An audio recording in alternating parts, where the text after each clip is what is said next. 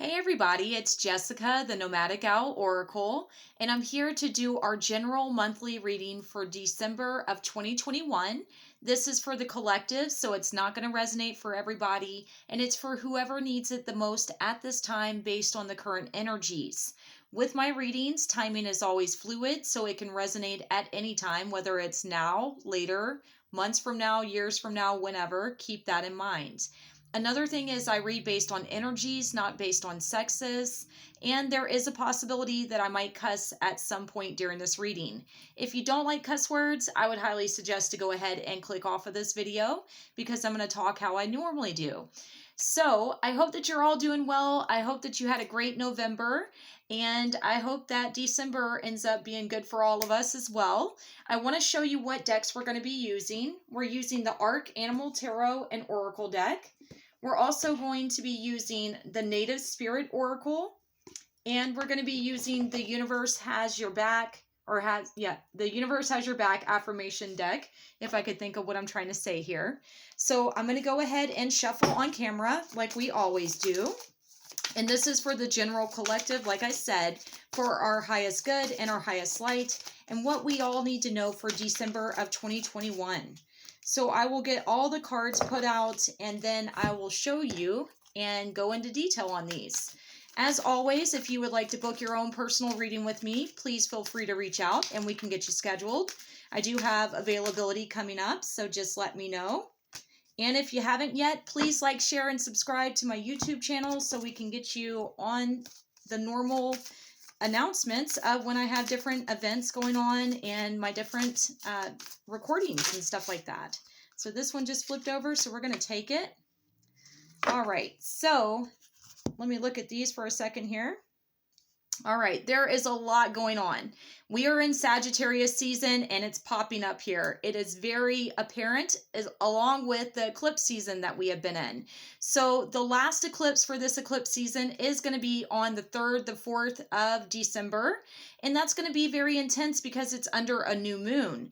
New moons are a time for a new fresh start, a new cycle, a new beginning. But not just that, we're in Sagittarius, and Sagittarius is very goal-oriented, very driven, very passionate, very creative, a go-getter, if you will. So with that coming to mind, there is a lot that you're being called to take action on, a lot that you're going to need to do during this time period. I do want to say that the eclipse season portal ends on December the 10th, so keep that in mind. And the first card that we have here, guys, we have the Roadrunner, and it's the Knight of Swords. It stands for courage and action and best intentions. So the Roadrunner is a bird that is very fast. They have to be, otherwise they would be, predated on by other animals. They also live in climates that aren't the most suitable for other animals, and they're very in tune with nature, with what's going on with them. They know when to hide, they know when to act, they know when to hunt, when it's safe for them to come out. So right now, listen to your intuition is what I'm getting from this. But not just that, the Knight of Swords. Knights are energies that come and go.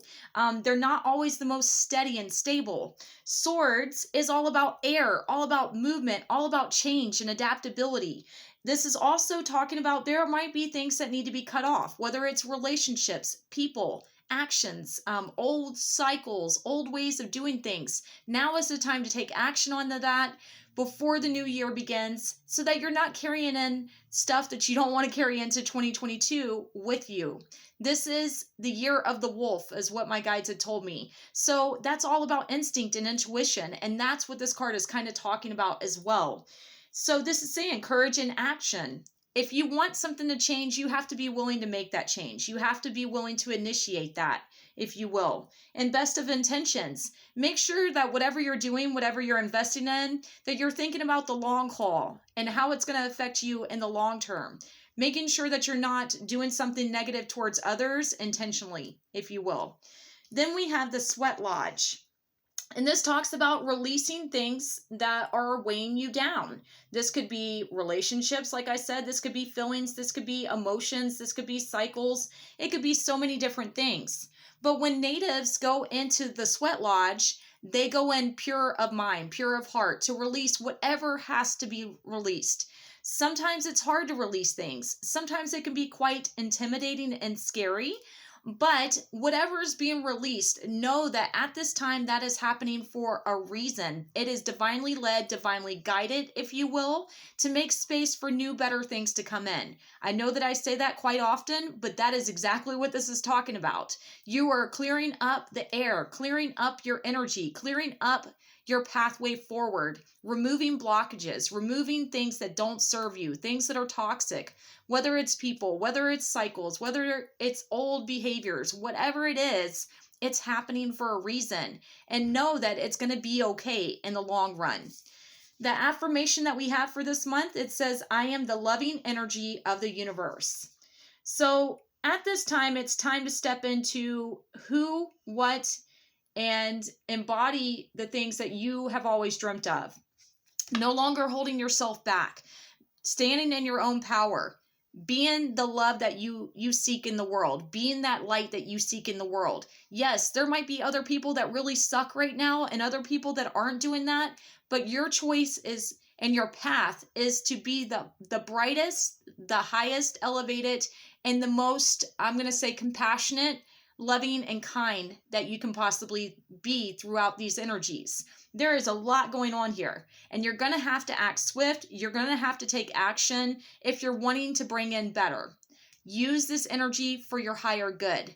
Sagittarius season does end on the 21st or the 22nd of December, and then we go into Capricorn, which is a little bit slower, a little bit more steady, career focused, long haul focused, home life focused. So do what you can to initiate things and engage with changes that need to come in at this time to bring in that stability once Capricorn season hits. We are about to go into winter. The winter solstice is on the 21st.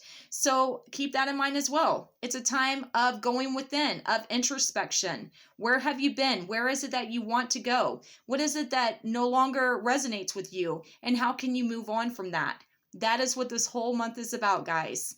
So I love you all. I'm here if you need me. I hope you have a great month, and I will see you soon. Bye, everybody.